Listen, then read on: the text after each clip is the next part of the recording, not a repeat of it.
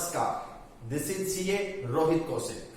Welcome to all of you to my YouTube channel CA Rohit Kaushik. Hope you all will be well. Friends, today I am going to start our lecture number 3 on the chapter Basic Accounting Principle from the Accountancy of Class 11. So friends, let's start our lecture number 3. तो friends, आगे बढ़ने से पहले मैं चाहूंगा discuss करना जो अभी तक मैंने आपके साथ अभी तक हमने लेक्चर 1 और 2 में पढ़ा है. ठीक है फ्रेंड्स, चलो तो लेक्चर 1 और 2 पे हमने क्या क्या कवर किया है सबसे पहले देखते हैं वो, और फिर हम आगे मूव करेंगे. ओके फ्रेंड्स, चलिए फ्रेंड्स, एक तो हम कैपिटल्स के बारे में पढ़ चुके हैं, कैपिटल्स क्या होता है. इसके अलावा फ्रेंड्स एसेट्स में आपको करवा चुका हूं, एसेट्स क्या होती है. इवन मैंने आपको ये भी बता दिया है करंट एसेट्स कौन कौन सी है, नॉन करंट एसेट्स कौन कौन सी है. आपको कुछ मैंने एग्जांपल्स दिए थे जो करंट एसेट्स और नॉन करंट एसेट्स के हैं. और फ्रेंड्स, आपके लिए मैं एक काम और कर देता हूं, मैं आपको करंट एसेट्स और नॉन करंट एसेट्स की एक लिस्ट दे देता हूं कि कौन कौन सी एसेट्स करंट एसेट्स हो सकती है और कौन कौन सी नॉन करंट एसेट हो सकती है आपके लेवल पे. ओके फ्रेंड्स, चलिए इसके अलावा फिक्टिशियस एसेट्स अभी करना बाकी है. ओके, नेक्स्ट है आपका एक्सपेंडिचर भी मैं आपको करवा चुका हूं, जिसमें क्या क्या कवर हो गया था. कैपिटल एक्सपेंडिचर, रेवेन्यू एक्सपेंडिचर, अब भी डेफर्ड रेवेन्यू एक्सपेंडिचर होना बाकी था. और लायबिलिटीज में आपको करवा चुका हूं. हाँ, लेकिन इसी सब कैटेगरीज करंट और नॉन करंट लायबिलिटीज अभी हमने नहीं की है, जो कि हम आज करेंगे. ठीक है फ्रेंड्स, चलिए इसके अलावा ट्रांजेक्शन एंड इवेंट्स मैंने आपको करवाया था, अकाउंटिंग की डेफिनेशन मैंने आपको करवाई थी. तो फ्रेंड्स, ये इतना हम कर चुके हैं. ऑल्दो फ्रेंड्स, कुछ ऐसी टर्म्स है जो आगे हम पढ़ेंगे वो भी मैं करवा चुका हूं, जैसे डेटर्स बताया था आपको, स्टॉक बताया था, प्रीपेड एक्सपेंसेस बताए थे, एक्रूड इनकम बताई थी. तो ये सारी चीजें जो है मैं आपको करवा चुका हूं. फिर भी मैं उसके बारे में एक मिनट और लगा दूंगा थोड़ा सा समझाने के लिए. ठीक है फ्रेंड्स, तो अभी तक हमने इतना किया है. चलो अब हम स्टार्ट करते हैं फिक्टिशियस एसेट्स और डेफर्ड रेवेन्यू एक्सपेंडिचर. ठीक है फ्रेंड्स, चलो मैं इसको इरेज कर रहा हूं, अगर आपको नोट करना है तो कर लो, इंपॉर्टेंट नहीं है वैसे तो. और आगे बढ़ते हैं.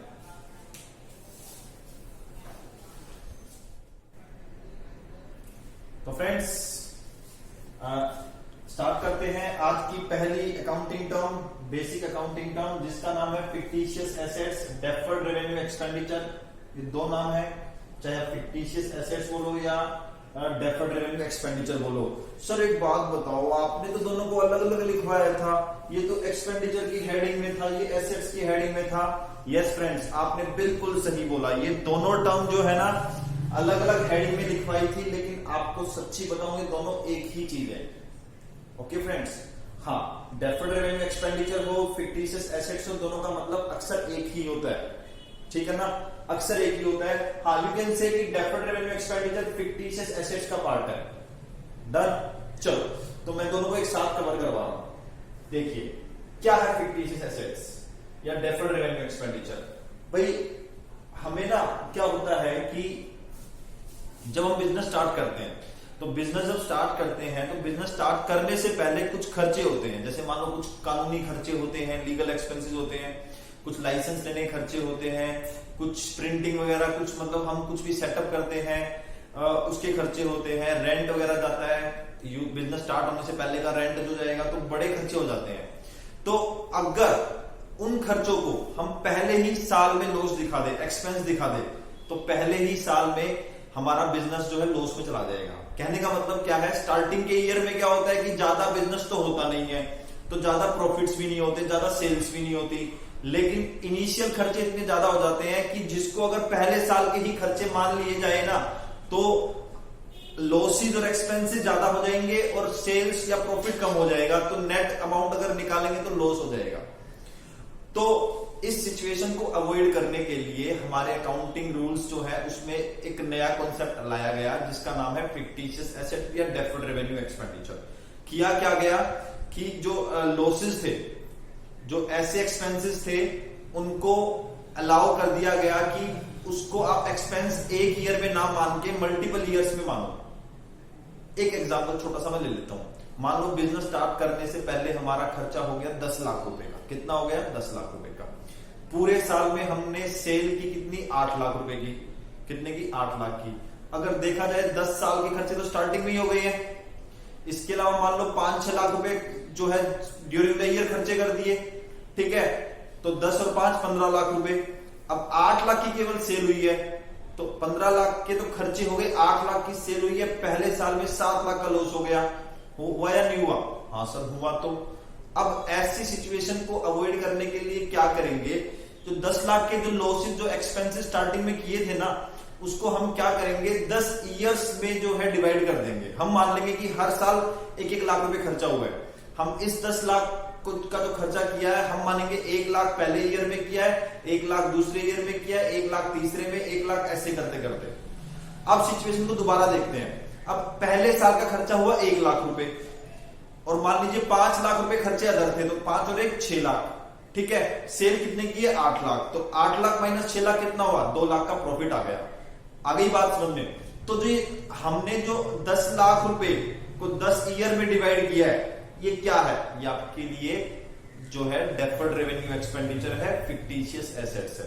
हाँ, जो 1 लाख रुपए हमने इस साल में यूज कर लिया, एक साल में इस साल का मान लिया, वो तो हमारा एक्सपेंस माना जाएगा, और बाकी जो 9 लाख बच गए वो हमारी फिक्टिशियस एसेट है, डेफर्ड रेवेन्यू एक्सपेंडिचर है।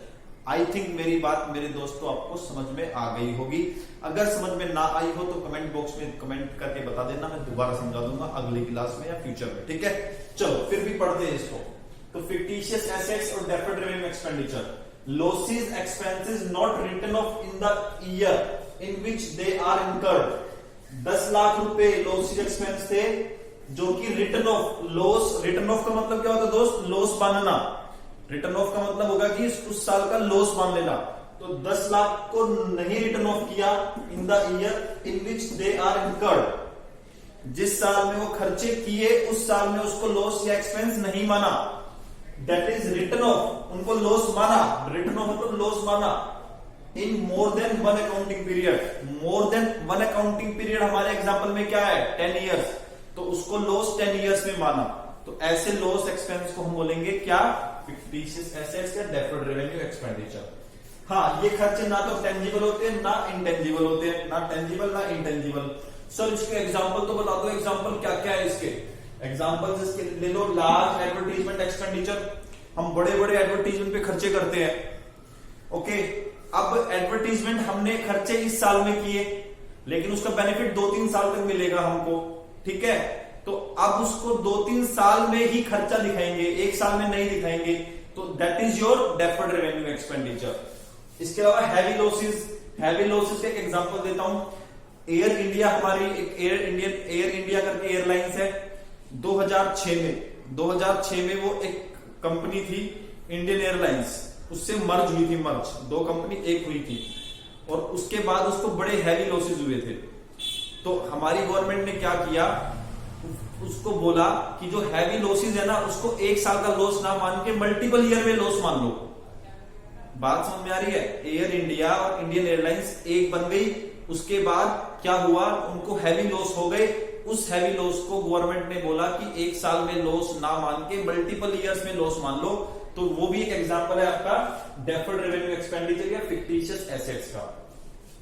और बाद में प्रिलिमिनरी एक्सपेंसेस, एग्जांपल मैंने दिया, जो बिजनेस स्टार्ट करने से पहले जो खर्चे होते हैं, they are called preliminary expenses. आपको अच्छे से समझ में आ गया होगा, ठीक है। तो फ्रेंड्स इसको नोट कीजिए, हम आगे बढ़ते हैं। डन, चलिए।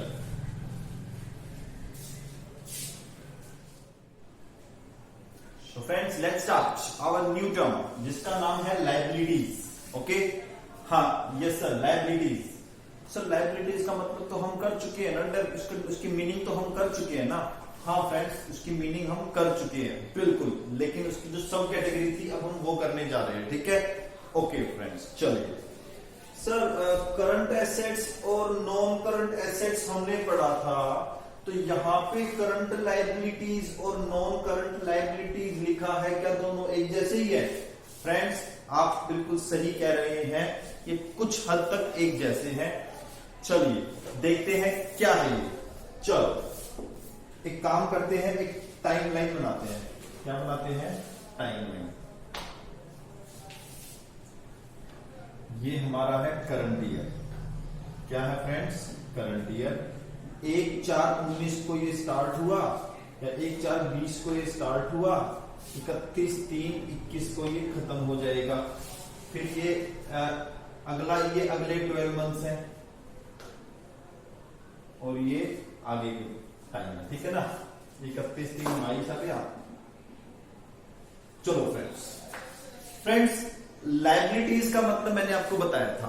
लायबिलिटीज का मतलब एक आसान भाषा में मैंने एक वर्ड आपको दिया था, एक टर्म आपको दी थी, जिसका नाम है कर्ज। क्या नाम है? कर्ज। और कर्ज का मतलब मेरे ख्याल से आई थिंक सबको पता है, ठीक है। चलो अब क्या है कर्ज? कर्ज की डेफिनेशन हम कर चुके हैं। चलिए अब मान लो ये मेरा करंट ईयर, मान लो मैंने यहां पे कोई कर्ज ले लिया। क्या ले लिया दोस्तों? कर्ज, ठीक है। लोन कह सकते हैं हम, लोन ले लिया, कर्ज ले लिया। ये जो कर्ज है, इसकी जो रीपेमेंट है, इसकी जो रीपेमेंट है मुझको करनी है इस ईयर के, जो हमारा accounting, this is reporting date. क्या बोलते हैं इसको फ्रेंड्स? Reporting date. जिसकी रीपेमेंट, जिसकी सेटलमेंट, जिसका पैसा वापस हमें देना है इस ईयर के बाद, रिपोर्टिंग डेट के बाद। तो अगर कोई भी कर्ज है जिसकी पेमेंट हमको रिपोर्टिंग डेट के बाद करनी है, उसका नाम हो जाएगा लायबिलिटीज। क्या हो जाएगा? लायबिलिटीज, ठीक है। चलो अब उसकी पेमेंट हमको करनी है, लोन हमने, कर्ज हमने यहां पे लिया इस ईयर में, और उसकी रीपेमेंट करनी है रिपोर्टिंग डेट के बाद। तो उसको हम क्या बोलेंगे? उसको बोलेंगे लायबिलिटीज।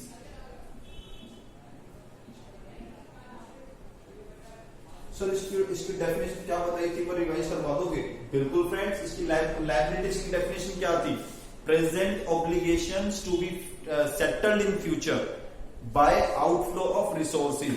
रिसोर्सेज के आउटफ्लो से हमको रीपे करना है, तो फ्यूचर में पे करना है, मतलब रिपोर्टिंग डेट के बाद पे करना है, ठीक है फ्रेंड्स। तो लायबिलिटीज, चलो समझ में आया लायबिलिटीज? हाँ सर बिल्कुल समझ में आ गया। चलो आगे बढ़ते हैं। हमने यहां पे एक कर्ज लिया, एक लोन लिया मेरे दोस्तों, और उसकी जो रीपेमेंट है ना, उसकी जो रीपेमेंट हमको करनी है रिपोर्टिंग डेट के बाद, रिपोर्टिंग डेट के बाद। लेकिन रिपोर्टिंग डेट से 12 महीने के अंदर अंदर रिपेमेंट करनी है। कहां करनी है? रिपोर्टिंग डेट से 12 महीने के अंदर अंदर रिपेमेंट करनी है। तो फ्रेंड्स क्या बोलेंगे इसको? सर इसको करंट लायबिलिटीज बोलेंगे। क्या बोलेंगे? Current liabilities. वेरी गुड, ठीक है। क्या है ये मेरे दोस्तों? Current liabilities. बहुत अच्छी बात। चलो एक और एग्जांपल लेते हैं फ्रेंड्स। मैंने ना यहां पे एक कर्ज लिया, एक लोन लिया मैंने, और उस लोन की जो रीपेमेंट है ना, लोन तो मैंने ले लिया, मतलब कर्ज तो मैंने ले लिया, उसकी जो रीपेमेंट है वो मेरे को पता कब करनी है? रिपोर्टिंग डेट के बाद करनी है, ओके। लेकिन रिपोर्टिंग डेट के 12 महीने के बाद करनी है। तो फ्रेंड्स बताइए इसको क्या बोलेंगे? सर इसको तो ना पक्का नॉन करंट लायबिलिटीज बोलेंगे।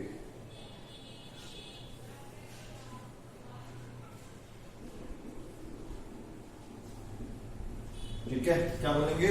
Non current liabilities. समझ में आया? हाँ सर अच्छे से समझ में आ गया। तो अगर आसान भाषा में बोलूं, कोई कर्ज, कोई लायबिलिटी जिसकी रीपेमेंट करनी है रिपोर्टिंग डेट से 12 महीने के विदिन, उसे बोलेंगे करंट लायबिलिटी। और कोई लायबिलिटी, कोई कर्ज जिसकी पेमेंट हमें करनी है रिपोर्टिंग डेट से 12 महीने के बाद में, रिपोर्टिंग डेट से 12 महीने के बाद में अगर पेमेंट करनी है तो उसे बोलेंगे non current liabilities. I think आपको समझ में आ गया होगा, ठीक है फ्रेंड्स। चलो अब क्वेश्चन मेरा आपसे ये है कि कौन कौन से आइटम करंट लायबिलिटीज है, कौन कौन से नॉन करंट लायबिलिटीज, ठीक है। चलो एक काम करो, आप ऐसे एक नोटबुक पे लायबिलिटीज नोट करो, ऐसे करंट लायबिलिटी नोट करो, नॉन करंट लायबिलिटीज नोट करो, ठीक है फ्रेंड्स। उसके बाद पेज के बिल्कुल नीचे आप ये बना लो टाइमलाइन। जैसे सबसे ऊपर आपने एक लायबिलिटीज लिखा, फिर करंट लायबिलिटीज, फिर नॉन करंट लायबिलिटीज लिखा, और पेज के बिल्कुल नीचे आप ये बनाओ, ठीक है। और ये नोट करो आप, ये इतना पार्ट नोट कर लो, ठीक है। और मैं आगे बढ़ रहा हूं, ठीक है फ्रेंड्स। तो आप इसको नीचे करो, डन। वीडियो को पॉज करके नोट करो, मैं इसको इरेज कर रहा हूं, ठीक है।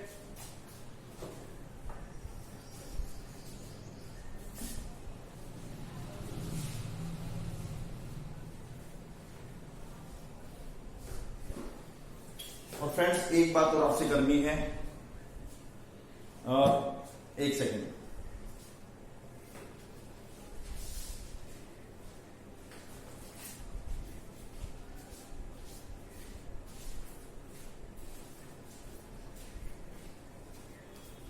फ्रेंड्स नोटबुक जो आप यूज करेंगे क्वेश्चन करते वक्त, अपनी स्टडी अकाउंट्स पढ़ते वक्त, तो आप ऐसी नोटबुक यूज कीजिए। मतलब इससे इसकी जो चौड़ाई है वो इतनी होनी चाहिए, लंबाई इतनी होनी चाहिए, ठीक है फ्रेंड्स।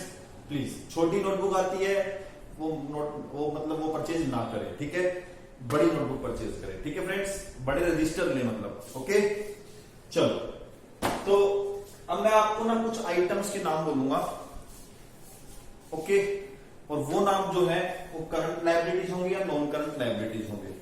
तो सबसे पहले मैं करता हूं कि कौन कौन से आइटम नॉन करंट लायबिलिटीज में आते हैं। फ्रेंड्स कोई टेस्ट नहीं ले रहा आपका, जस्ट आपको समझा रहा हूं। तो कौन कौन से आइटम्स जो है नॉन करंट लायबिलिटीज का पार्ट बनते हैं, आओ देखते हैं। चलो सबसे पहले हम टर्म लोन लेते हैं। क्या लेते हैं दोस्तों? Term loan. सर ये टर्म लोन क्या होता है? टर्म लोन वो लोन होता है जो हम अपने बिजनेस में लेते हैं और उसको हमें रिपेमेंट लंबे टाइम में करना होता है, ठीक है। तो कोई भी लोन जिसकी रिपेमेंट लंबे टाइम में करनी हो उसको हम क्या बोलेंगे? Term loan. Okay friends, okay. तो एक तो टर्म लोन हो गया। Amount payable for any asset purchased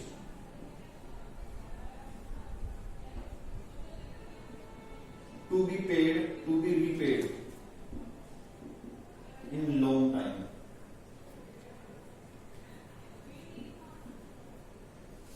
Amount payable for any asset purchased to be repaid in long time, मतलब आज हमने एसेट परचेज की, हमने मशीनरी परचेज की, बिल्डिंग परचेज की, उसके लिए लोन ले लिया, फाइनेंस करवा लिया, और उस फाइनेंस उसके पेमेंट जो करनी है लंबे टाइम में करनी है, तो फ्रेंड्स वो भी आपकी क्या है? नॉन करंट लायबिलिटीज का पार्ट है।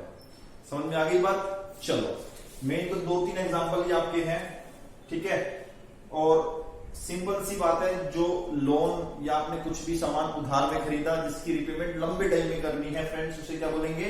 Non current liabilities. चलो अब बात करते हैं करंट लायबिलिटीज की। क्या बात करते हैं फ्रेंड्स? Current liabilities. जो लोन लंबे टाइम के लिए लेते हैं, जो लोन लंबे टाइम के लिए लेते हैं उसे बोलते हैं टर्म लोन, और डालते हैं नॉन करंट लायबिलिटीज के हेड में। ऐसे ही फ्रेंड्स एक होता है शॉर्ट टर्म लोन्स। क्या होता है? Short term loans. कुछ लोन्स ऐसे होते हैं जो हम बिल्कुल छोटे समय के लिए, शॉर्ट टर्म लोन मतलब जिसको हम रिपोर्टिंग डेट के 12 महीने के अंदर रीपे कर देंगे जिसका पैसा, वो लोन जो है आपका करंट लायबिलिटीज में आता है। और फ्रेंड्स इसके 2 एग्जांपल मैं दे सकता हूं आपको। एक है आपका बैंक ओवरड्राफ्ट। क्या? Bank overdraft. दूसरा क्या है? दूसरा है कैश क्रेडिट। क्या? Cash credit. सर ये बैंक ओवरड्राफ्ट क्या है, कैश क्रेडिट क्या है, बताओगे एक बार? फ्रेंड्स बिल्कुल। देखो फ्रेंड्स, अगर आपका बिजनेस है और आपका किसी अकाउंट, किसी बैंक में करंट अकाउंट है, करंट अकाउंट मतलब बिजनेस का अकाउंट है, सिंपल सी बात है, बिजनेस का आपका अकाउंट है, ओके।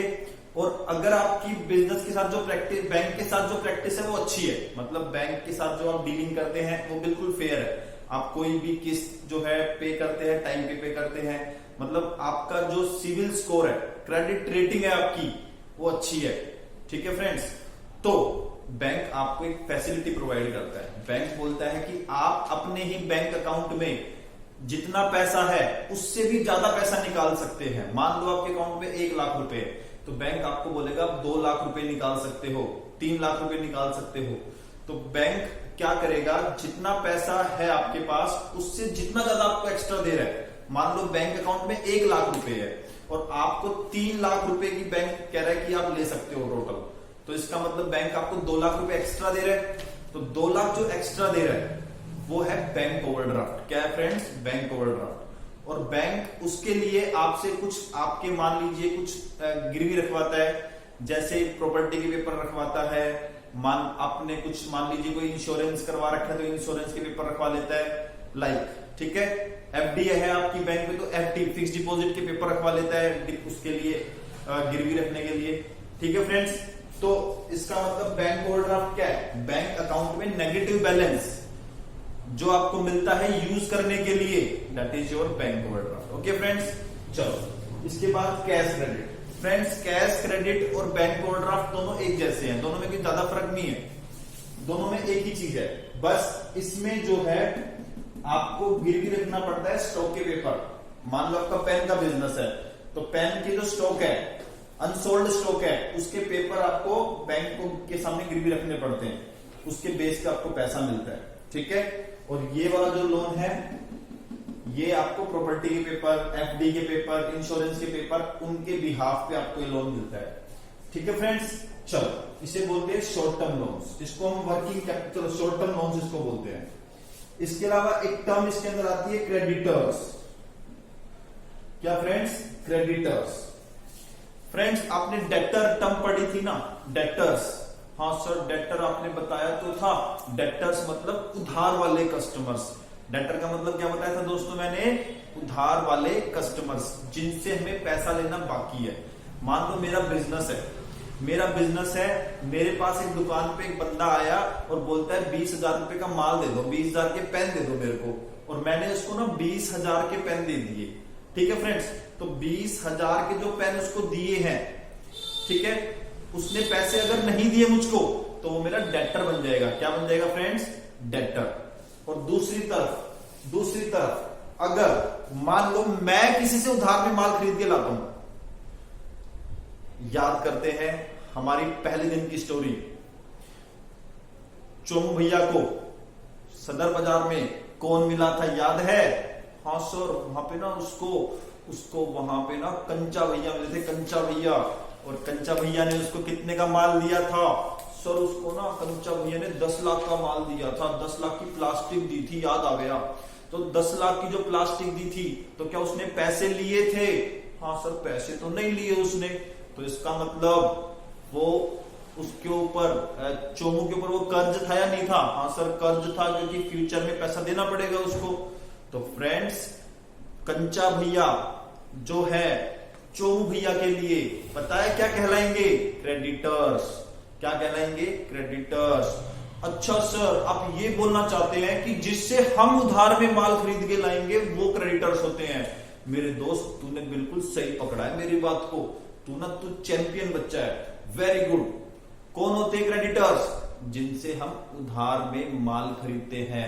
सीधी सी बात है, डेटर्स उधार वाले कस्टमर, क्रेडिटर्स उधार वाले सप्लायर, ठीक है।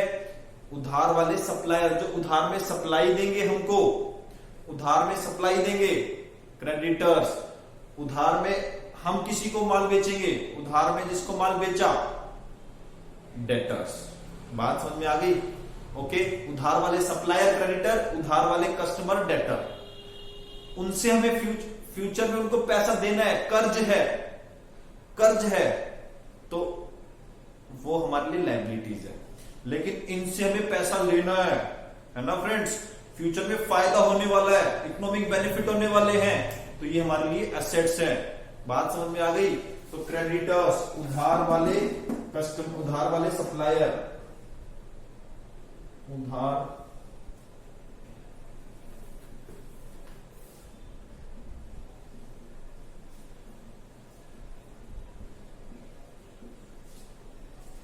ठीक है। और amount payable for any asset purchase to be repaid in long time. Sir ये भी तो ऐसा ही है, बिल्कुल। यहां पे हमने उधार में गुड्स खरीदी, प्लास्टिक खरीदी, यहां पे प्रॉपर्टी खरीदी, एसेट खरीदी, तो हम इसको पता है एक नाम और दे देंगे, क्रेडिटर्स फॉर एसेट्स। क्या? Creditor for assets. तो फ्रेंड्स, क्रेडिटर्स और डेटर्स दो टर्म मिलती जुलती है। क्रेडिटर्स उधार वाले सप्लायर और डेटर्स उधार वाले कस्टमर्स। ठीक है फ्रेंड्स, तो क्रेडिटर्स हमारी करंट लायबिलिटीज हैं।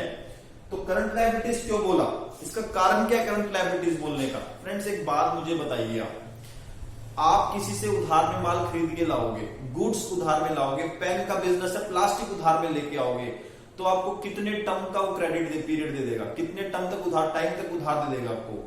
2 महीने, 3 महीने, 6 महीने, 1 साल, मैक्सिमम 12 महीने देगा। सर ये बात तो जायज है आपकी, तो इसका मतलब क्या है वो? इसका मतलब वो करंट लायबिलिटीज है। आ गई बात समझ में? चलो, तो क्रेडिटर्स। चलिए, अच्छा, उसके बाद एक टर्म आती है आपकी एडवांस इनकम। क्या? Advance income. फ्रेंड्स, एक स्टूडेंट आया मेरे पास, वो ना, उसने क्या किया, उसने आया, पहले महीने में आते ही उसने मेरे को पूरे साल की फीस दे दी। क्या किया? सर पूरे साल की फीस दे दी, मतलब उसने पहले दिन ही, पहले महीने से लेकर आखिरी महीने तक की सारी फीस दे दी। तो फ्रेंड्स एक बात बताओ, जब मैंने किसी से एडवांस से पूरे साल की फीस पकड़ ली, तो मेरे ऊपर कोई ऑब्लिगेशन होगा? सर बिल्कुल ऑब्लिगेशन होगा। फ्रेंड्स क्या ऑब्लिगेशन होगा बताओगे? ऑब्लिगेशन क्या होगा? सर आपके ऊपर ऑब्लिगेशन ये है कि अब आप जो है ड्यूटी बाउंड है आप, कि आपको उसे सर्विस देनी पड़ेगी, है ना फ्रेंड्स? मुझे उसको सर्विस देनी पड़ेगी। तो फ्रेंड्स ये भी मेरे लिए लायबिलिटीज हैं। क्या है? लायबिलिटीज। अब डिसाइड करते हैं ये करंट लायबिलिटी है, नॉन करंट लायबिलिटी है। तो फ्रेंड्स एक कॉमन सेंस लगा के देखिए, कोई बंदा फीस देके जाएगा तो मैक्सिमम 12 महीने की देके जाएगा। ऐसा होगा जनरली कि बंदा कोई 2 साल, 3 साल, 4 साल की फीस एकदम दे जाए? नहीं सर, ऐसा तो मुश्किल ही होगा, है ना? तो इसका मतलब क्या है? इसका मतलब ये करंट लायबिलिटीज है। सर एक बात तो बताओ, अगर मान लो, फिर भी मान लो कोई बंदा आया और 3 साल की फीस देके चला गया, फिर क्या करेंगे? फ्रेंड्स सीधी सी बात है, फिर वो नॉन करंट लायबिलिटी बन जाएगी। जनरली हम ये कॉमन सेंस मान के चलते हैं क्या, कि कोई देगा तो मैक्सिमम 1 साल की देगा, इसीलिए उसे क्या बोलेंगे हम? Current liabilities. और वो मेरे लिए क्या है? Advance income. ठीक है ना? तो मैं लिख सकता हूं इनकम रिसीव्ड इन एडवांस। चलो, एक इसके बाद आता है आपका आउटस्टैंडिंग एक्सपेंसेस। क्या भाई? Outstanding expenses. अब आउटस्टैंडिंग एक्सपेंसेस क्या है? फ्रेंड्स आउटस्टैंडिंग एक्सपेंसेस है, मान लीजिए मैंने, मान लो ये रूम जहां पे आपकी क्लास हो रही है, मैंने इसको रेंट पे ले रखा है 10,000 रुपए महीना। क्या? 10,000 रुपए महीना रेंट पे ले रखा है। ठीक है, लॉकडाउन चल रहा था और अप्रैल का महीना आया, मैं फीस दे नहीं पाया, भाई काम धंधा ही नहीं है, कहां से दूं मैं? लेकिन मालिक बोलता है मैं भाई रेंट लूंगा, बाद में दे दियो, लेकिन रेंट तो लेके मानूंगा, मैं रेंट नहीं छोड़ने वाला, रेंट लेके मानूंगा। मई का मंथ आया, मैं नहीं दे पाया, काम धंधा ही नहीं है भाई, बच्चे ही नहीं पढ़ने आ रहे, है ना? तो मई के मंथ में फीस नहीं दी, क्या मालिक छोड़ेगा? नहीं, मालिक बोला छोड़ूंगा नहीं, रेंट तो लेके मानूंगा भाई। ठीक है, इसका मतलब क्या है? हाँ भाई, खर्चे, जो रेंट है वो मेरे लिए एक्सपेंस है। पता था ना, रेंट हमारे लिए क्या है? एक्सपेंसेस। रेंट हमारे लिए एक्सपेंस है, लेकिन अभी इसको पे नहीं किया, तो बताओ जो रेंट में पे नहीं करूंगा मालिक को, मेरे ऊपर जो है बोझ, मेरे ऊपर ऑब्लिगेशन बढ़ेगा या नहीं बढ़ेगा? मेरे ऊपर कर्ज बढ़ेगा या नहीं बढ़ेगा? सर बिल्कुल कर्ज बढ़ेगा। तो फ्रेंड्स वो खर्चे जिसका बेनिफिट हम ले चुके हैं, मतलब स्पेस तो मैं यूज कर लिया, मैंने स्पेस तो मेरे पोजीशन में है, लेकिन उसकी पेमेंट अभी करनी बाकी है। तो ऐसे खर्चे जिसका बेनिफिट तो ले लिया, उसकी पेमेंट करनी बाकी है, ऐसे खर्चों को बोलेंगे आउटस्टैंडिंग एक्सपेंसेस। क्या बोलेंगे फ्रेंड्स? Outstanding expenses. तो इसको मैं लिख देता हूं expenses due but not paid. Okay friends, और फ्रेंड्स एक चीज मैं आपको बता दूं, यहां पे लिख लो रिप्रेजेंटेटिव। सर क्या है ये, आप क्या लिखवाते रहते हो, समझ में तो आता नहीं है। और फ्रेंड्स यहां भी लिख लो रिप्रेजेंटेटिव। तो फ्रेंड्स मैंने आपको बोला था कि 4 जगह पे मैं रिप्रेजेंटेटिव लिखवाऊंगा, तो मैंने लिखवा दिए। एक तो यहां लिखवाया, एक यहां लिखवाया, एक मैंने पिछले लेक्चर में लिखवाया था। लिखवाया था नहीं लिखवाया था? सर लिखवाया तो था, लेकिन समझ में तो कुछ आ नहीं रहा। मेरे दोस्त अगर समझ में नहीं आ रहा तो थोड़ी देर वेट कर, मैं तेरे को समझा दूंगा। थोड़ी देर नहीं, थोड़ी क्लासेस वेट कर। तो expenses due but not paid, expenses due मतलब एक्सपेंसेस पे करने की डेट आ गई, एक्सपेंसेस पे करने की डेट आ गई लेकिन पे नहीं किया, तो उसे हम बोलेंगे आउटस्टैंडिंग एक्सपेंसेस। ठीक है दोस्तों, ओके। चलो 5th नंबर पे एक टर्म आती है बिल्स पेबल। क्या फ्रेंड्स? Bills payables. तो बिल्स पेबल्स क्या है? बिल्स पेबल्स सच्ची बताऊं तो जैसे आपको मैंने लास्ट लेक्चर में एक बिल्स रिसीवेबल करवाया था और बोला था साथ साथ कि बिल्स रिसीवेबल जो है ना वो डेटर को ही बिल्स रिसीवेबल बोलते हैं। फ्रेंड्स वैसे ही क्रेडिटर्स को बिल्स पेबल भी बोलते हैं। सर क्यों, ऐसा क्यों? एक एग्जांपल देके बताओगे क्या? बिल्कुल फ्रेंड्स, चलो मैं अभी एक एग्जांपल लूंगा जिससे पिछली क्लास का रिवीजन भी हो जाएगा, अब का भी हो जाएगा। भाई मैंने एक कस्टमर को 20,000 का माल बेचा, याद है? बेचा, ठीक है। अब वो कस्टमर को बोला भाई पैसे दे, उसने बोला पैसे दूंगा 3 महीने बाद। फिर मैंने क्या किया, एक पेपर उठाया और उस पर एक ऑर्डर लिखा। क्या लिखा? ऑर्डर, अनकंडीशनल ऑर्डर, कि तू मेरे को 3 महीने बाद ये पैसे देगा। और उस ऑर्डर पे मैंने उसके साइन करवा लिए, उस बंदे ने साइन कर दिए। साइन करते ही उसने इसको एक्सेप्ट कर लिया, इस पे लिखा हुआ जो था वो एक्सेप्ट कर लिया। और फ्रेंड्स जब ये पेपर एक्सेप्ट हो गया तो इसका नाम बन गया मेरे लिए बिल्स रिसीवेबल। क्या बोलूंगा इसको मैं? Bills receivable. जब उसने मेरे से उधार में माल खरीदा तो फ्रेंड्स वो मेरा डेटर था। क्या था? डेटर। लेकिन जब उसने इस पे साइन कर दिए ना तो अब वो डेटर नहीं है, अब डेटर मेरा ये होगा बिल्स रिसीवेबल के नाम से। डेटर जो है बिल रिसीवेबल में कन्वर्ट हो गई। अब फ्रेंड्स इसी बात को हम का दूसरा पहलू, दूसरा एस्पेक्ट पकड़ते हैं। जब मैंने उसको उधार में माल बेचा तो वो मेरा क्या बन गया था? डेटर। और मैं उसका क्या बन गया था बताओ? उधार वाला सप्लायर। क्या था? उधार वाला सप्लायर। क्रेडिटर। क्या बन गया मैं उसका दोस्तों? क्रेडिटर। तो क्रेडिटर कौन होते? उधार वाले सप्लायर। तो मैं उसका क्रेडिटर बन गया, वो मेरा डेटर, मैं उसका क्रेडिटर। लेकिन जब उसने इस पेपर पे साइन कर दिया, अब पता है क्रेडिटर मैं नहीं हूं उसका, अब एक क्रेडिटर ये पेपर है, ठीक है। और इस पेपर को वो क्या बोलेगा? इस पेपर को बोलेगा बिल्स पेबल। क्या बोलेगा फ्रेंड्स? Bills payable. मैं क्या बोलता था? मुझे इस बिल से पैसे लेने हैं। क्या लेने हैं? तो मैं बोलूंगा बिल्स रिसीवेबल। और उसको इस बिल से पैसे देने हैं तो क्या बोलेगा? Bills payable. समझ में आ रही है बात? तो मैं बोलूंगा बिल्स रिसीवेबल, वो बोलेगा बिल्स पेबल। तो क्रेडिटर का दूसरा नाम ही बिल्स पेबल है। और इसको फर्दर जानने के लिए पूरा का पूरा चैप्टर है आपके सिलेबस में, जब चैप्टर आएगा तब भी कराऊंगा आपको, ठीक है फ्रेंड्स।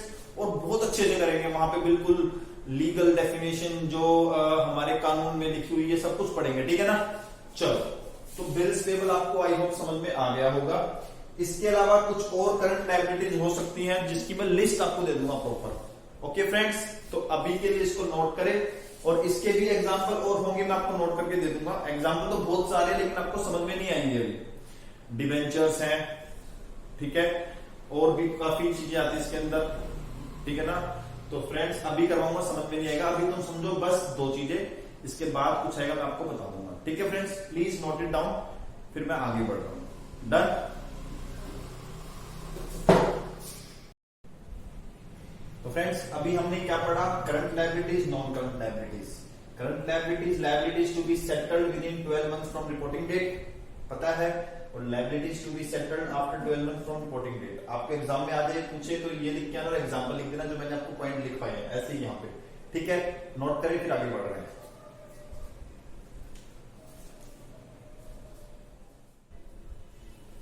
तो फ्रेंड्स आगे बढ़ते हैं।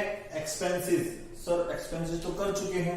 हाँ फ्रेंड्स एक्सपेंसेस कर चुके हैं, मैं ज्यादा टाइम लगाऊंगा भी नहीं। ओके, एक्सपेंसेस क्या है? एक्सपेंसेस को हम रेवेन्यू एक्सपेंडिचर भी बोलते हैं, पता है ना? हाँ सर आपने बताया था। चलो, एक्सपेंसेस बोले तो रेवेन्यू एक्सपेंडिचर, लेकिन एग्जाम में लिखने आए तो कैसे लिखोगे आप? एग्जाम में 2 पॉइंट लिख के आ जाना फ्रेंड्स। क्या?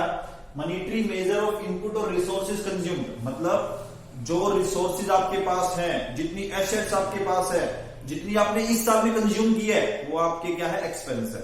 मान लो 10 लाख की मशीन है और मान लो आपने ऑन एन एवरेज 1 लाख की मशीन इस साल में यूज कर ली, तो 1 लाख की जो मशीन यूज की है ना, वो आपके लिए क्या है? एक्सपेंस है।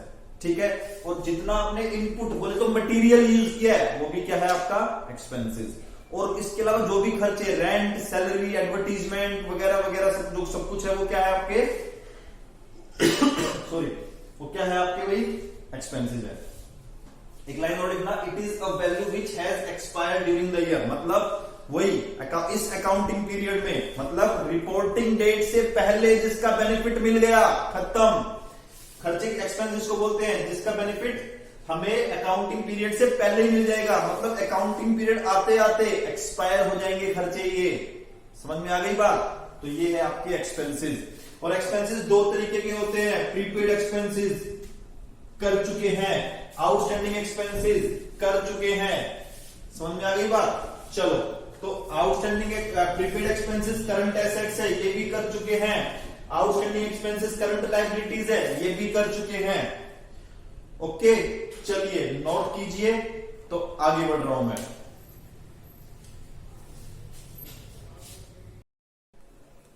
तो फ्रेंड्स, अभी तक जो मैंने आपको पढ़ाया, आई होप आपको अच्छे से समझ में आ गया होगा। तो लेट्स मूव फॉरवर्ड। तो अगली जो टर्म है जो मैं आपको करवाऊंगा, ऑल्दो वो एक टर्म नहीं है, मैं आपको 3 टर्म्स एक साथ करवा रहा हूं। 3 टर्म जो दिखने में एक जैसी है, सुनने में एक जैसी है, और वो 3 टर्म्स है। एक इनकम, दूसरे पे क्या है? दूसरे पे है आपका प्रॉफिट्स, और तीसरे पे है फ्रेंड्स, तीसरे पे क्या है? Gain. First profit, income, gain. चलो, ये 3 जो टर्म है, तीनों टर्म्स का मतलब एक लेमैन के लिए एक ही होगा। ठीक है, इनकम हो या प्रॉफिट हो या गेन हो, उसके लिए तीनों का एक ही मतलब है, लेकिन अकाउंट्स में तीनों का थोड़ा थोड़ा डिफरेंस है। क्या है देखते हैं। आओ, फर्स्ट ऑफ ऑल हम करते हैं प्रॉफिट्स। फ्रेंड्स, प्रॉफिट क्या होता है? अगर मान लीजिए आपका पेन का बिजनेस है। कौन सा बिजनेस है? पेन का। हमारे चोमू भैया का बिजनेस कौन सा था? पेन का। अब पेन बेचने से, पेन के बिजनेस से, डायरेक्ट पेन बेचने से जो पैसा चोमू भैया कमाएंगे, उसे बोलेंगे प्रॉफिट्स। क्या बोलेंगे फ्रेंड्स? प्रॉफिट। ठीक है, अब प्रॉफिट को हम के 2 पार्ट कर सकते हैं, एक नेट प्रॉफिट और एक ग्रोस प्रॉफिट। क्या? पहले बोलते हैं ग्रोस प्रॉफिट, फिर बोलते हैं नेट प्रॉफिट। मतलब पहले ग्रोस प्रॉफिट आएगा, फिर नेट प्रॉफिट आएगा। तो प्रॉफिट के 2 पार्ट क्या है? ग्रोस प्रॉफिट और नेट प्रॉफिट। अब ग्रोस प्रॉफिट क्या है? अब जितने अमाउंट के उसने पेन बेचे, मान लो उसने टोटल जो पेन बेचे इस साल में 20 लाख के पेन बेचे, तो अब वो क्या करेगा? पेन तो बेचे 20 लाख रुपए के, लेकिन पेन को बेचने में जो उसने खर्चा किया, डायरेक्टली, मतलब पेन के ऊपर डायरेक्टली, मान लो ये वाला पेन बना रहा है, उसने 20 लाख के पेन बेचे। अब वो क्या करेगा? इस पेन पे जो डायरेक्टली खर्चे हुए हैं, डायरेक्टली खर्चे कौन कौन से हुए हैं? जैसे इस पे मटेरियल लगा हुआ है, लेबर लगी हुई है, और फैक्ट्री में जो लाइटिंग वगैरह जो अदर खर्चे लगे हुए हैं, वो सारे जो डायरेक्टली इसके ऊपर लगे हुए हैं, तो वो क्या करेगा? टोटल सेल्स तो 20 लाख की है, उसमें से जो इस पे डायरेक्टली खर्चे हुए हैं, उस खर्चों को माइनस करने के बाद जो पैसा बचेगा, उसको ग्रोस प्रॉफिट बोलेंगे।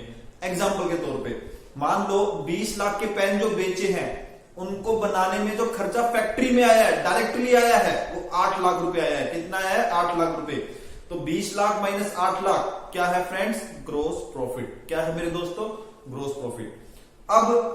अब पेन का जो बिजनेस है, पेन को बना के बेचने में खर्चे केवल फैक्ट्री में नहीं होते दोस्तों, इसके अलावा कुछ खर्चे ऑफिस में भी होते हैं, कुछ खर्चे इसको बेचने में भी होते हैं।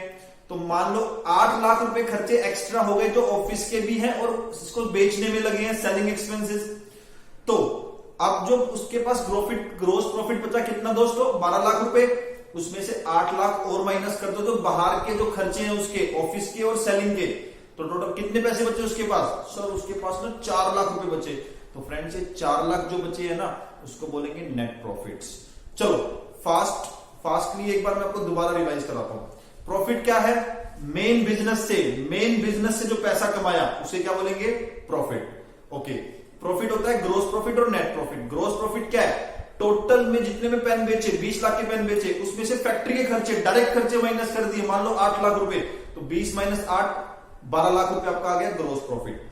अब 12 लाख ग्रोस प्रॉफिट में से माइनस किए बाहर के खर्चे, ऑफिस के खर्चे, सेलिंग के खर्चे, 8 लाख थे मान लो, 12 माइनस 8 कितने बचे? 4 लाख। 4 लाख क्या है आपका? Net profit.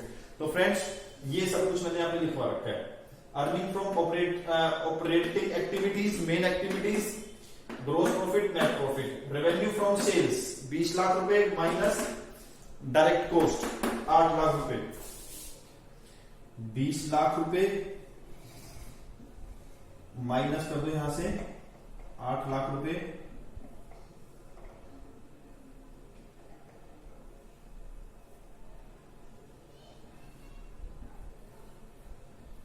तो 12 लाख रुपए आ गया आपका क्या? उसको बोलेंगे ग्रोस प्रॉफिट। ऐसे ही net profit, profit earn after allowing all expenses. तो इसका फॉर्मूला है gross profit minus indirect cost. Indirect cost जो फैक्ट्री और सेलिंग में लगी, ऑफिस और सेलिंग में लगी, तो 12 लाख रुपए ये था, माइनस में 8 लाख ये थे, तो 4 लाख रुपए आपका क्या आ गया? Net profit. आई थिंक आपको मेरे दोस्तों समझ में आ गया होगा। चलो उसके बाद नेक्स्ट टर्म आती है इनकम। फ्रेंड्स इनकम क्या है? इनकम बिल्कुल आसान है।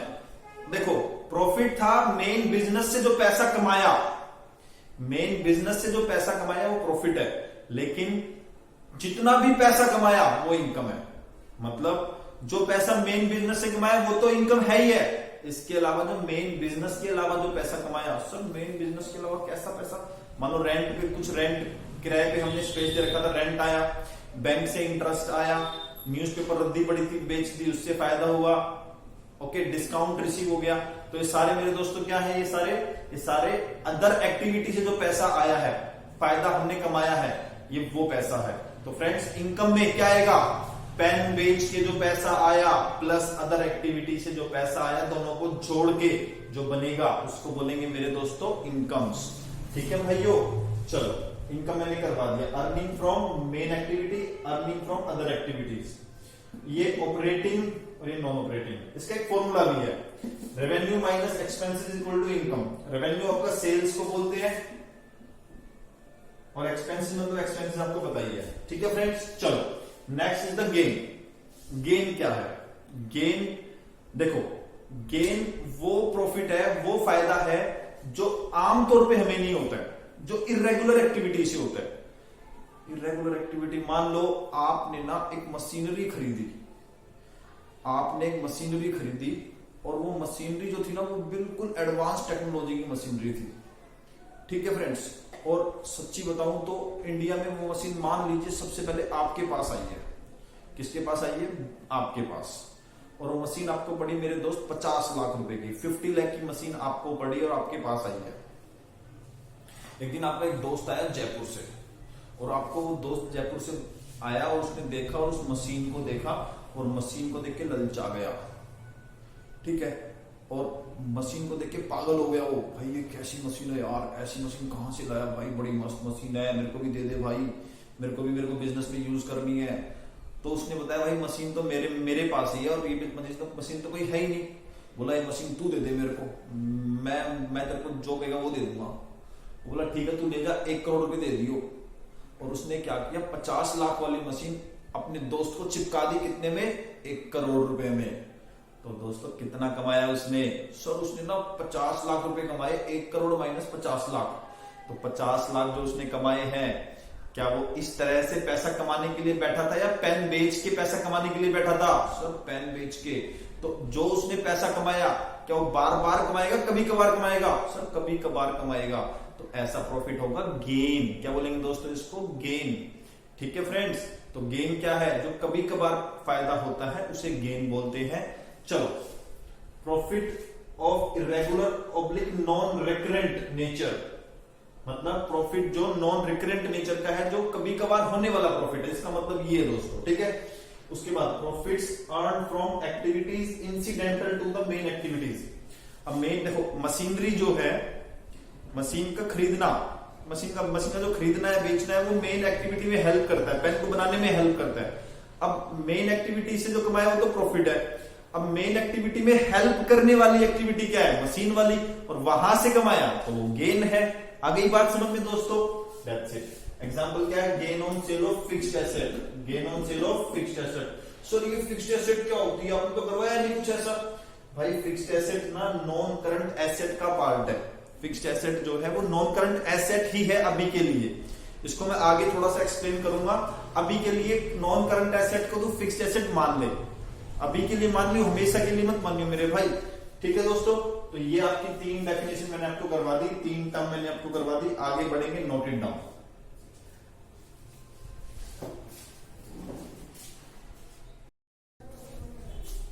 तो फ्रेंड्स स्टार्ट करते हैं नेक्स्ट जो टर्म है जिसका नाम है परचेजेस।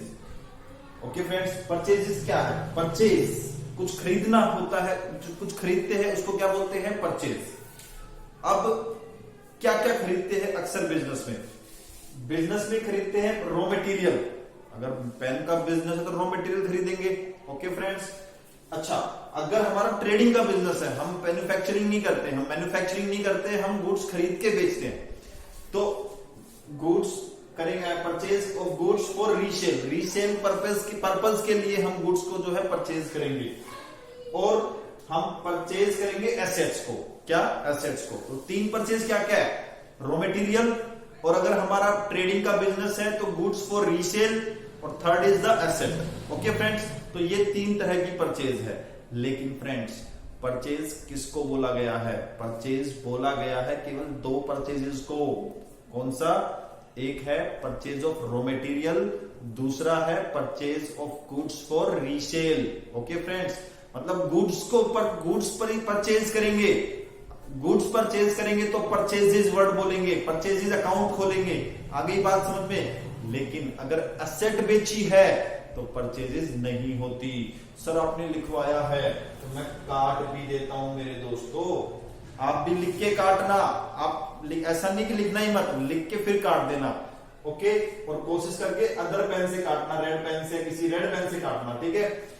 ओके फ्रेंड्स, और अगर किसी रीजन से खरीदा हुआ माल हम वापस करते हैं, किसी रीजन से खरीदा हुआ माल कौन सा? 2 तरह का, एक जो रॉ मटेरियल है या गुड्स फॉर रीसेल है। अगर उसको हम वापस कर दे जिससे खरीदा है, उसको बोलेंगे परचेज रिटर्न। क्या बोलेंगे? Purchase return. सर अगर एसेट वापस करिए तो क्या उसको बोलेंगे परचेज रिटर्न? नहीं मेरे दोस्त, नहीं बोलेंगे। जो परचेज है, जो परचेजेस है, वही परचेज रिटर्न होगी अगर उसको वापस करेंगे तो। एसेट खरीदी तो परचेजेस नहीं मानी जाती। ओके, तो उसको परचेज रिटर्न भी नहीं माना जाएगा। कब? जब वो वापस की जाएगी। ठीक है फ्रेंड्स, तो कहने का मतलब मेरा ये है कि एसेट खरीदेंगे तो उसके नाम से लिखेंगे। मशीन खरीदी मशीन के नाम से, कंप्यूटर खरीदा कंप्यूटर के नाम से, लैंड खरीदी लैंड के नाम से। लेकिन रॉ मटेरियल खरीदा परचेजेस के नाम से रिकॉर्ड करेंगे। और गुड्स फॉर रीसेल पर्पज खरीदी, परचेजेस वर्ड यूज करेंगे। ठीक है, ओके। मशीन वापस भेजी, मशीन अकाउंट खोलेंगे। कंप्यूटर वापस भेजा, कंप्यूटर अकाउंट खोलेंगे। लैंड वापस की, लैंड अकाउंट खोलेंगे। लेकिन अगर रॉ मटेरियल वापस भेजा तो परचेज रिटर्न अकाउंट खोलेंगे। ओके, बात समझ में आ गई? तो ये आपका परचेज रिटर्न का कॉन्सेप्ट था। एंड उसके बाद आता है सेल्स। अच्छा, इसमें एक चीज और है, परचेज चाहे हमने उधार में माल खरीदा हो चाहे कैश देके खरीदा हो, परचेजेस बोलेंगे। अगर रॉ मटेरियल हमने खरीदा है कैश देके तो भी परचेजेस लिखेंगे, उधार में खरीदा है तो भी परचेजेस लिखेंगे। ओके फ्रेंड्स, ऐसे ही सेल्स भी ऐसे ही होता है। अगर कैश में माल बेचेंगे तो भी सेल्स बोलेंगे, उधार में माल बेचेंगे तो भी सेल्स बोलेंगे मेरे दोस्तों। अब सेल भी 3 तरह की होती है, जैसे परचेज 3 तरह की, ऐसे सेल 3 तरह की है। क्या? सेल किसका? फिनिश्ड गुड्स का। अगर हमारा काम रॉ मटेरियल से फिनिश्ड गुड्स बना के बेचने का है तो फिनिश्ड गुड्स को बेचेंगे। तो वो भी सेल है। अगर हम रीसेल पर्पस के लिए गुड्स खरीदते हैं और उसको बेचते हैं, वो भी सेल है। और अगर असेट बेचते हैं तो वो भी सेल है। लेकिन फ्रेंड्स, सेल्स किसको बोलेंगे अकाउंट्स में? सेल्स केवल दो टाइप की सेल्स को बोलेंगे। अगर फिनिश्ड गुड्स बेचते हैं तो सेल्स अकाउंट खोलेंगे। अगर goods purchased for resale purpose अगर बेची है तो सेल्स अकाउंट खोलेंगे। लेकिन अगर मशीनरी बेची है तो मशीनरी अकाउंट खोलेंगे।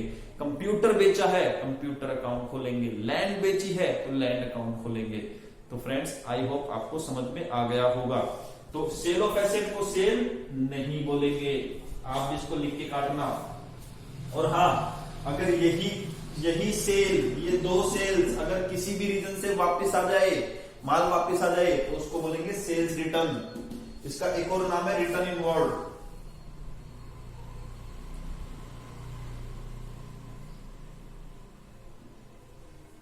ओके फ्रेंड्स, और इसका दूसरा नाम क्या है?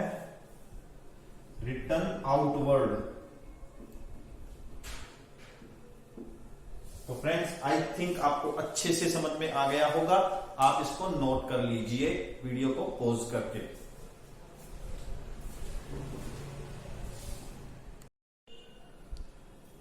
तो फ्रेंड्स, आज हम इतना ही करेंगे। जो भी मैंने आपको टर्म्स करवाई वो सभी, और जो लेक्चर 1 लेक्चर 2 में टर्म्स करवाई वो सभी आप अच्छे से रिवाइज करके अगले लेक्चर में आएंगे। ओके फ्रेंड्स, तो आज के लिए हम इतना ही करेंगे। और फ्रेंड्स, एक बात आपको बोलना चाहूंगा, अगर आपको मेरी क्लास, मेरे लेक्चर अच्छे लगते हैं, आपको पढ़ने में मजा आता है, तो प्लीज आप मेरे लेक्चर्स को, मेरी वीडियोस को लाइक करें और चैनल को सब्सक्राइब करें। और चाहते हैं कि आपके पास वीडियोस का नोटिफिकेशन आती रहे तो आप बेल आइकन को भी प्रेस कर दे। ठीक है फ्रेंड्स, इसके अलावा फ्रेंड्स, अपने फ्रेंड्स को शेयर करें। ठीक है, और अगर कोई क्वेरी है या कोई सजेशन है मेरे लिए तो इसको आप कमेंट बॉक्स में मुझे बता सकते हैं। ओके फ्रेंड्स, और इसके अलावा एक स्टोरी मैंने लेक्चर 2 के एंड में डाली थी। ओके, उसका जो पार्ट जो रह गया वो मैं अगले लेक्चर में कवर करूंगा।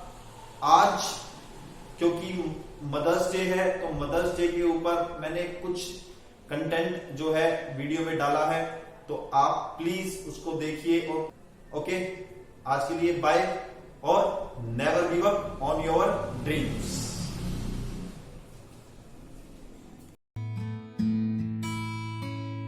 तेरी आहट वो पहचाने, दिल में है क्या वो सब जाने। तेरा चेहरा वो पढ़ लेगी, तेरा हर दर्द समझेगी। तुझे देख कर है जिंदा, तुझ में है जिसका जहां, वो है माँ, वो है माँ, वो है माँ, तेरी माँ।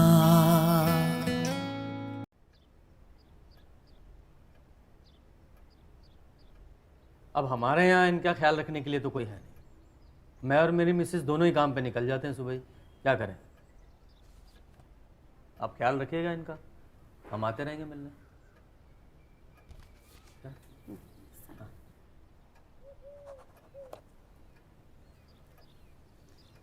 चलता हूँ मैं। एक बार देख तो लो मेरी तरफ, जा रहा हूँ मैं।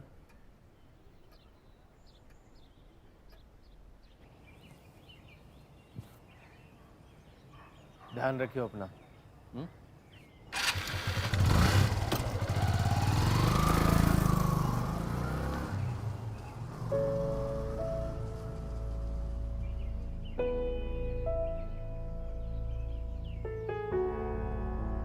चीज मैं किसी के साथ नहीं बांटने वाला। हाँ, चाय पियेंगे माता जी? इस मामले में थोड़ा सा सुबह उठते ही मेरे बेटे को अदरक वाली चाय चाहिए, और वो भी मेरे हाथ की बनाई हुई, और किसी की पसंद नहीं। पता नहीं अब क्या करता होगा। फोन करके देखो, शायद बात हो जाएगी मेरे बेटे से। किया था माँ जी, उठाया नहीं। बिजी रहता है ना। हफ्ता हफ्ता बाहर गाँव रहता है, खाने का नहीं, पीने का नहीं, सारा दिन काम काम काम बस। चीज बहुत पसंद है उसको, पिज्जा का तो बड़ा शौकीन है पहले से।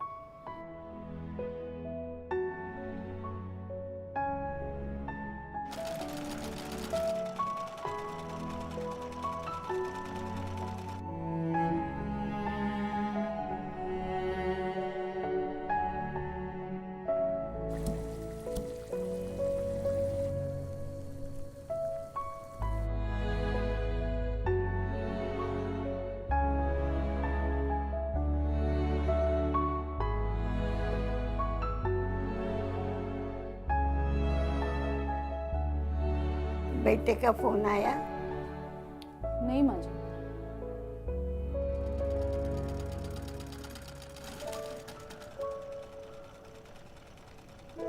आपने जो सुंदर सुंदर कुर्तियां बनाई है ना, उसके लिए।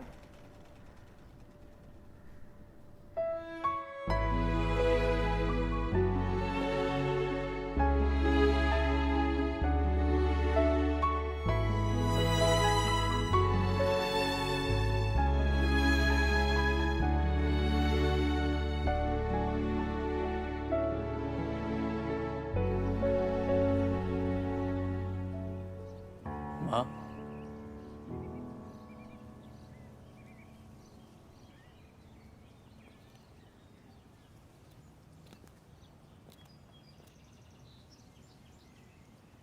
ये पिज्जा तूने ऑर्डर किया ना मेरे लिए? तुझे पसंद है ना?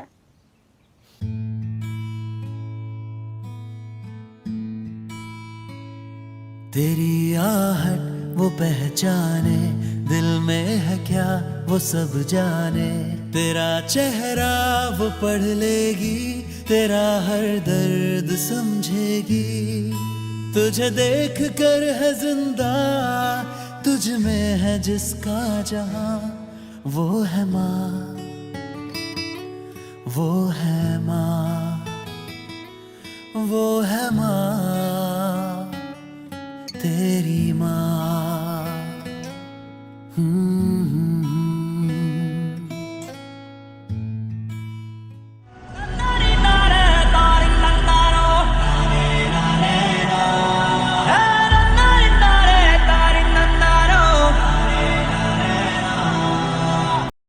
एक जंगल में एक संगीतकार मृदंग बजाता था। मृदंग ढोलक की तरह एक वाद्य को कहते हैं। और जब मृदंग बजाता तो एक बकरी का बच्चा वहां रोज आके खड़ा हो जाता। एक दिन सर ये कैमरे जो भी हैं बंद कर दें प्लीज, फॉर गॉड सेक।